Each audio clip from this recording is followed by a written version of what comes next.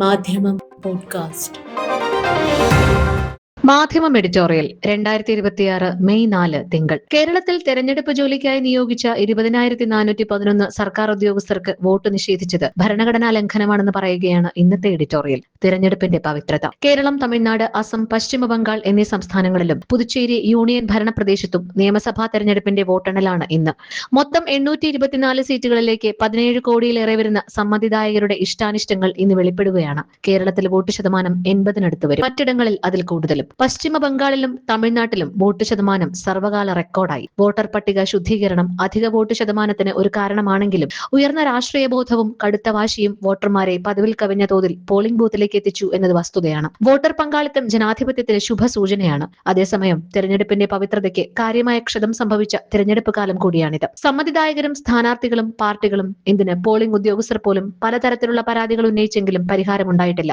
അതിൽ വോട്ടവകാശ നിഷേധം എന്ന അതിഗുരുതരമായ പാതകം വരെയുണ്ട്. കേരളത്തിൽ തെരഞ്ഞെടുപ്പ് ജോലിക്കായി നിയോഗിച്ച 20,411 സർക്കാർ ഉദ്യോഗസ്ഥർക്ക് വോട്ട് നിഷേധിച്ചു.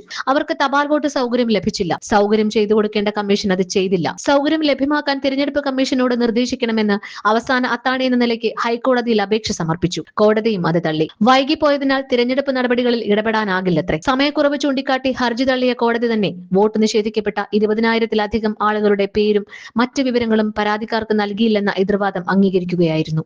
ജില്ലാ കളക്ടറേറ്റുകളിൽ പോസ്റ്റൽ വോട്ടിന് സൗകര്യം ഏർപ്പെടുത്താനായി ജില്ല തിരിച്ചുള്ള കണക്ക് വരെ സമർപ്പിച്ച പരാതിക്കാർക്ക് പൂർണ്ണ പട്ടിക നൽകാൻ കഴിയാതിരുന്നതും അതേ സമയക്കുറവ് മൂലമായിരുന്നല്ലോ. കേസ് നിലനിൽക്കില്ലെന്ന കമ്മീഷന്റെ വാദം കോടതി അംഗീകരിക്കാതിരുന്നതിൽ തന്നെ കേസ് ന്യായമാണെന്ന് വ്യക്തമാണ്. ഉദ്യോഗസ്ഥർക്ക് വോട്ട് ചെയ്യാൻ കഴിയാതിരുന്നത് അവരുടെ കുറ്റം കൊണ്ടല്ല. പരിശീലന ക്ലാസിന്റെ ഘട്ടത്തിൽ വോട്ട് ചെയ്യാമെന്ന് കമ്മീഷൻ ആദ്യം പറഞ്ഞു. പക്ഷേ ബാലറ്റ് യഥാസമയം എത്തിച്ചില്ല. നിയോജക മണ്ഡലങ്ങളിലെ ഫെസിലിറ്റേഷൻ കേന്ദ്രങ്ങളിൽ സൗകര്യമുണ്ടാകുമെന്ന് പിന്നെ പറഞ്ഞു. പലരുടെയും ബാലറ്റ് അപ്പോഴും എത്തിയില്ല. വോട്ടു സാമഗ്രികൾ വിതരണം ചെയ്യുന്ന കേന്ദ്രങ്ങളിൽ സൗകര്യമൊരുക്കും എന്നായി പിന്നെ. പക്ഷേ പലയിടത്തും ബാലറ്റ് തക്ക സമയത്ത് എത്തിയില്ല.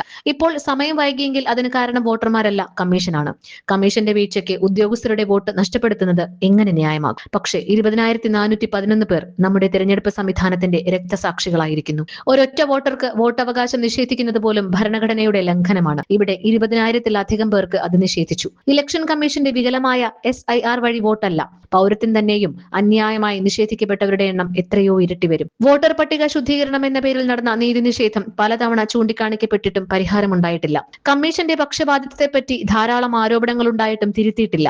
മാതൃകാ പെരുമാറ്റച്ചട്ടം പ്രതിപക്ഷ കക്ഷികൾക്കും നേതാക്കൾക്കും മാത്രമാണ് ബാധകമാകുന്നത്. വോട്ടെടുപ്പിന്റെ തലേന്ന് വോട്ടർമാരെ സ്വാധീനിക്കും വിധം അധികാര ദുർവിനിയോഗം നടത്തിയ പ്രധാനമന്ത്രിയെ വിമർശിക്കാൻ പോലും കമ്മീഷനായില്ല. 2019 മിസൈൽ പരീക്ഷണം മുതലെടുത്താണ് മോദി വോട്ട് തലേന്ന് ചട്ടം ലംഘിച്ചത്. അന്ന് കമ്മീഷൻ അനങ്ങാതിരുന്നതിന്റെ ധൈര്യത്തിലാവാം ഇക്കുറി മോദി ആകാശവാണിയും ദൂരദർശനും ഉപയോഗിച്ച് പ്രതിപക്ഷ കക്ഷികളെ പരസ്യമായി കുറ്റപ്പെടുത്തി. ചട്ടലംഘനം മാത്രമല്ല അത്, വനിതാ സംവരണത്തെ പ്രതിപക്ഷം അട്ടിമറിച്ചു എന്ന വ്യാജം കൂടിയാണ് പ്രധാനമന്ത്രി പ്രചരിപ്പിച്ചത്. കമ്മീഷൻ അനങ്ങിയില്ല. ഉദാഹരണങ്ങൾ ധാരാളം. പശ്ചിമ ബംഗാളിൽ വോട്ടെണ്ണലിന് സംസ്ഥാന ഉദ്യോഗസ്ഥരെ മാറ്റി യൂണിയൻ സർക്കാരിന്റെ ഉദ്യോഗസ്ഥരെ വ്യാപകമായി വെച്ചത് തെരഞ്ഞെടുപ്പിന്റെ വിശ്വാസ്യതയെ ബാധിച്ചിട്ടും കമ്മീഷൻ തിരുത്തിയില്ല. കോടതി തിരുത്തിച്ചതുമില്ല. ഉദ്യോഗസ്ഥരെ നിയമിക്കാനുള്ള വിവേചനാധികാരം കമ്മീഷനുണ്ടെന്ന് സുപ്രീം കോടതി ചൂണ്ടിക്കാട്ടിയത് സാങ്കേതികമായി ശരിയാവാം. പക്ഷേ കമ്മീഷന്റെ പൂർണ്ണമായി മോദി സർക്കാരിന്റെ സ്വന്തം നോമിനികളാണെന്ന വസ്തുതയിരിക്കെ തിരഞ്ഞെടുപ്പിന്റെ വിശ്വാസ്യതയ്ക്കേൽക്കുന്ന ക്ഷതം കുറയ്ക്കാമായിരുന്നു. വോട്ടർ പട്ടിക മുതൽ വോട്ടെണ്ണൽ വരെ എല്ലാ ഘട്ടങ്ങളിലും ഔദ്യോഗിക സംവിധാനങ്ങളെ ദുരുപയോഗിക്കുകയും അവയുടെ വിശ്വാസ്യത തകർക്കുകയും ചെയ്യുന്നതിൽ ഇന്നത്തെ ഇലക്ഷൻ കമ്മീഷൻ ഏറെ മുന്നോട്ട് പോയിരിക്കുന്നു.